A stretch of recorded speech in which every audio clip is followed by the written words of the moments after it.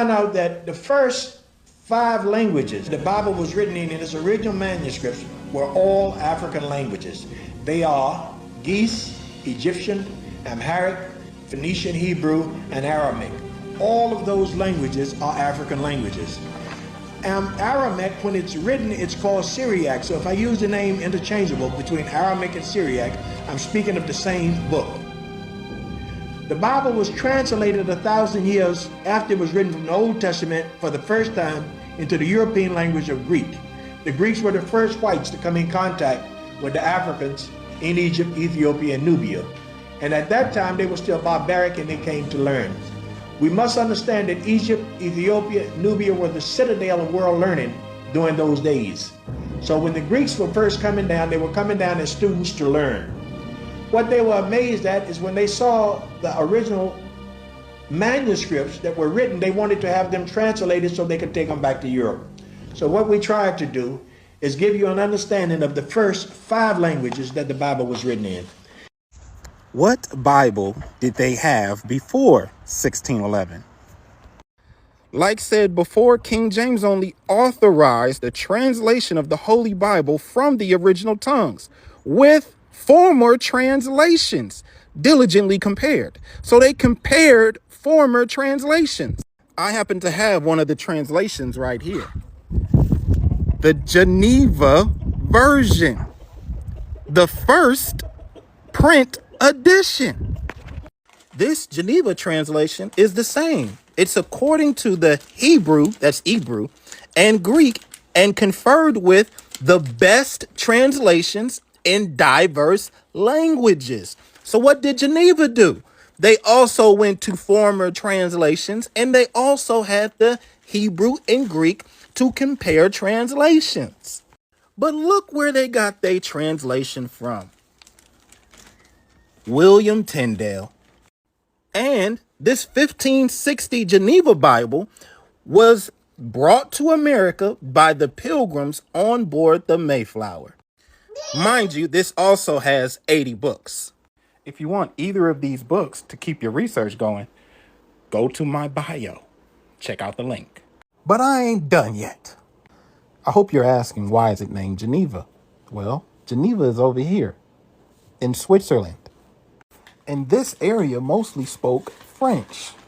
So why are they translating from Hebrew to Greek into English in a French population next to France?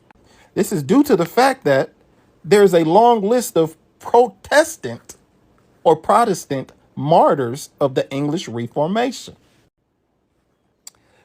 Protestants were executed in England under heresy laws during the reigns of Henry VIII and Mary I.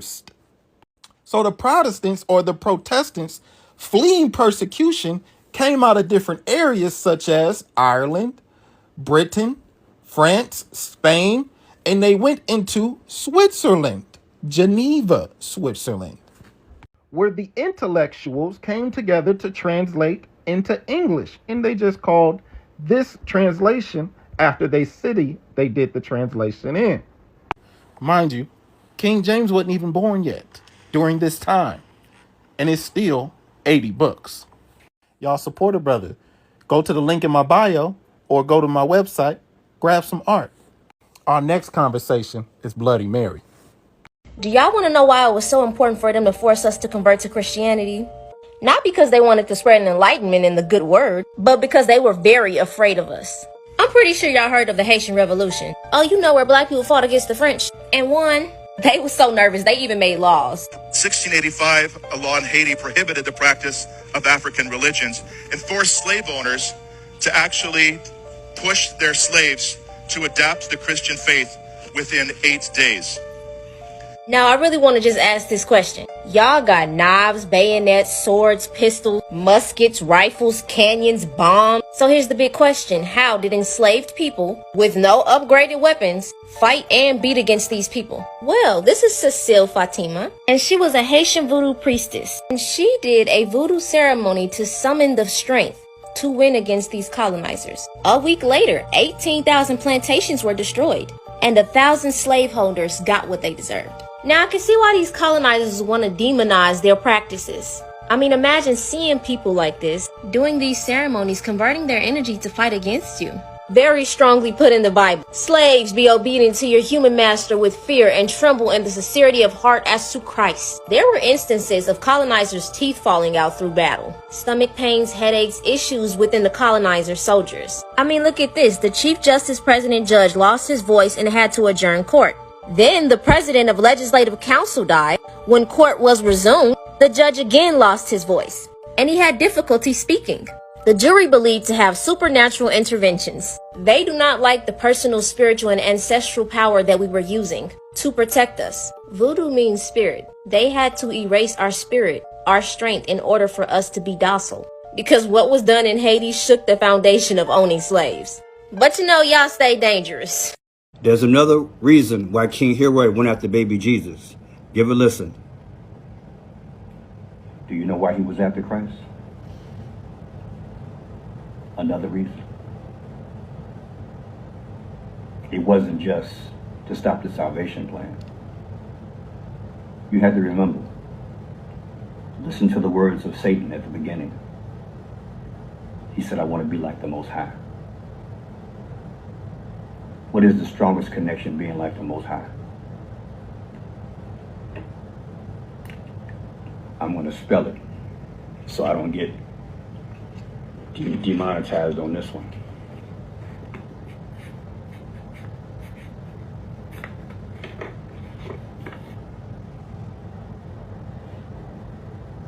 Alphabet. God revealed to me that's the other main reason why King Herod came after Jesus.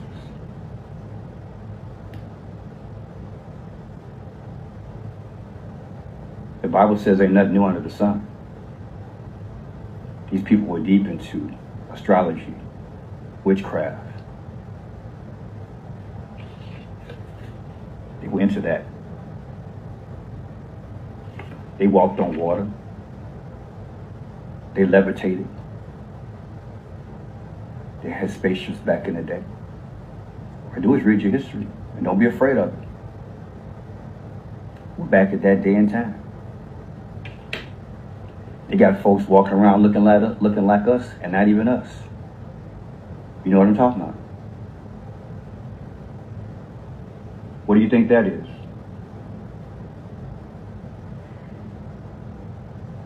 Look at that in her head. What do you think that is? I can't say. That is, I don't want to say. But you know what that is, don't you? Do you follow me now? That's in Nigeria. They're not real.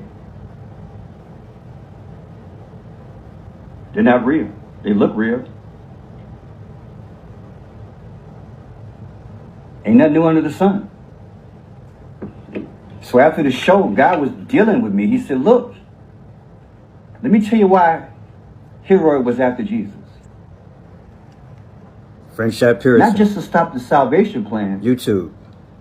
Satan, his master. Yo, this for the chosen ones. If you're mentally weak, go ahead and scroll now.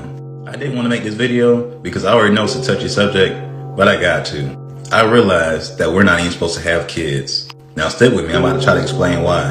So let's start in the very beginning. God El, the leader of the Elohim, I may know him as Yaqub or Jacob. He created a dragon, which ended up having a spirit, which is a star. And the name of the star is Neptune. So Neptune is the first creation of the underworld. But notice to the top, it has the sun, the moon, and earth. The sun is positive energy, the moon is negative energy, and earth is pure energy. So notice Neptune had an upside down moon and the symbol of earth, meaning he is powered by the moon. So the second creation is Mars. He is earth and the sun. He's powered by the sun. Then Mars created Uranus. This is how it got power from the sun and the moon. But the moon is on top, which means it's mainly negative energy.